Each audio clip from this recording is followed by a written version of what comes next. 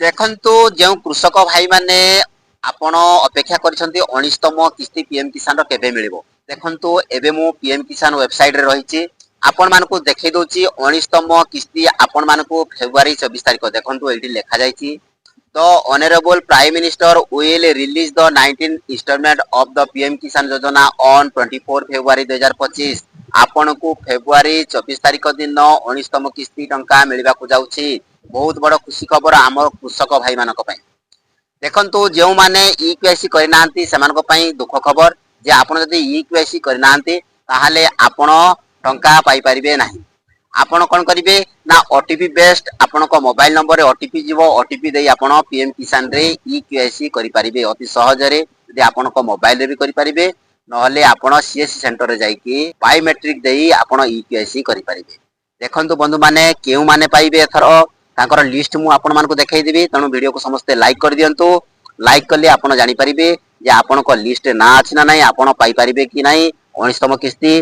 ताहाले निहाती देखंतु देखंतु एथरो आम भारतर प्रधानमंत्री बिहार भगलपुर ठारू 19तम किस्ती को शुभारंभ करिवे। तेणु देखंतु आपणक ना जानिबे किमिति जे आपण एथरो टंका पाइबे ना नाही। देखंतु आपण कोन करिवे ना तळको जिबे। तळको गला परे एडी देखंतु बेनिफिशियरी लिस्ट। ए बेनिफिशियरी लिस्ट ऊपर आपण क्लिक करिवे। क्लिक कला परे प्रथमे आपणक स्टेट आम स्टेट होची ओडिसा। आमे एठी कोन करिबा ना ओडिसा को बाछिबा। ओडिसा को बाछि देले एबे आपणक जिला आपण जेउ जिल्ला रो अटंती आपण जिला को एठी देई देबे। तापरे आपण सब डिस्ट्रिक्ट आपण देई देबे। देई देला परे आपणक ब्लॉक को सिलेक्ट कर देबे। सिलेक्ट करला परे आपणक गां ना को एठी आपण सिलेक्ट कर देबे। आपण जेउ गां रो अटंती से गां रो नाटी लास्ट रे देई देबे। देई देला परे आपणक गां को खोजिबे। खोजिला परे आपण कोन करिवे ना सिलेक्ट कर देबे। सिलेक्ट करला परे गेट रिपोर्ट देखंतु सब ना आपणकर आसी जिवो। ए ना अनुसार जदि आपणक ना रहिछि ताहाले आपण निहाती पीएम किसान सम्मान निधि योजना जो रहिछि 2000 टंका पाइबा को जाउछंती। जदि आपणक ई लिस्ट रे नाटी नाही ताहाले आपण टंका पाई परिबे नाही। तेणु अति सहज रे आपण प्रथमे आपण राज्य रो ना देई देबे। आम राज्य रो ना ओडिसा। तापर डिस्ट्रिक्ट ना देई देबे। सब डिस्ट्रिक्ट ना देई देबे। ब्लॉक देई देबे। विलेज देई देबे। एही परि आपण कोन करि परिबे ना आपण निज ना को देखि परिबे जे एथरो 19तम किस्ती रे आपणक नाटी रहिछि ना नाही। जदि नाटी नाही ताहाले आपण 19तम किस्ती रु वंचित रहिबे। तापर देखंतु आपण को आउ कोन करिबा को पड़िबो जदि आपणक मोबाइल नंबर रे आपण आधार कार्ड सहित संजोग करिसंती ताहाले आपण एठी कोन करि परिबे ई केवाईसी अति सहज रे करि परिबे। एठी आपणकर कोन ना आधार नंबर टी देई देबे। आपणकर आधार कार्ड को देखि 12 अंक विशिष्ट आधार नंबर टी देई देबे। आधार नंबर देई देले आपणक पाख को गोटे ओटीपी आसीबो। सेही ओटीपी को आपण जदि फिलअप कर देबे ताहाले आपणकर ई केवाईसी कंप्लीट हे जिवो। नहले आपण गोटे काम करंतु आपणक निकटस्थ सीएस सेंटर को जानतु।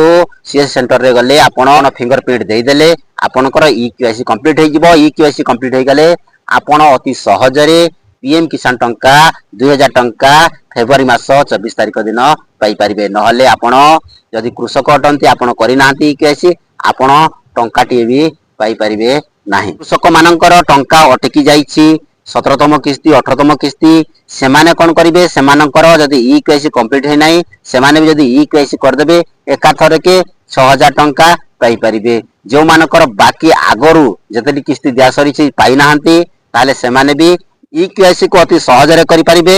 एवं सेमाने भी प्रधानमंत्री सम्मान निधि योजना रे 2000 टंका मिलुछि सेमाने पाई परिबे। नहले सेमाने पाई परिबे नाही। यहाँ पर देखंतु जदि आपनकर आधार कार्ड ना अनुसार किसी करेक्शन करबार अछि आपण सहज रे करि परिबे।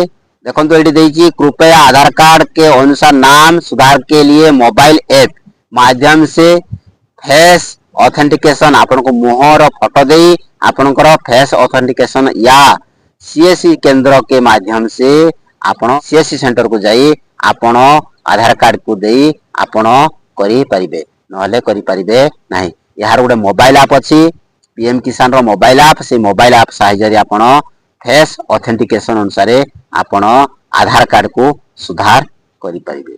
फिर आपण जानि पाले जे आपण को आगामी 19तम इंस्टॉलमेंट 24 तारिख दिन फेब्रुआरी 24 तारिख दिन मिलवा को जाउची। यहा पूर्व जहाँ जहाँ मु कहली आपन को ईकेआईसी करनियंतु एवं आपनकर नाटी चेक कर दियंतु। आपन स्टाटस कोन रही जानवा को हेले नो योर स्टाटस पे क्लिक करंतु। नो योर स्टाटस पे क्लिक कला परे देखंतु एडी आपनकर रजिस्ट्रेशन नंबर अछि पीएम किसान रजिस्ट्रेशन नंबर को दे दियंतु।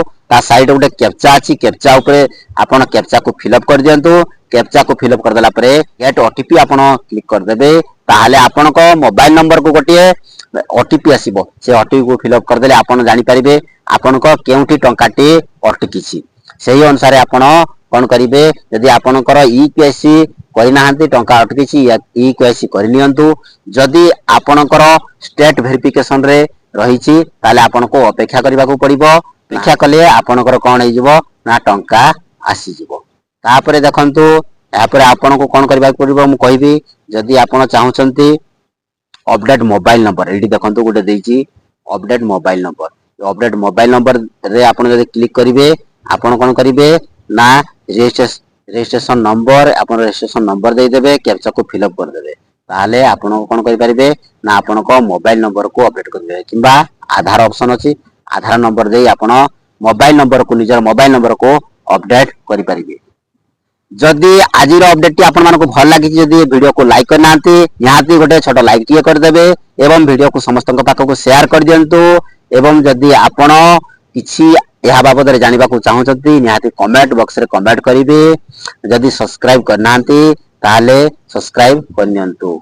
आज पई वीडियो रे एतिकी रहिली। जय जगन्नाथ पुनी देखाबो आ एक नुवा वीडियो रे।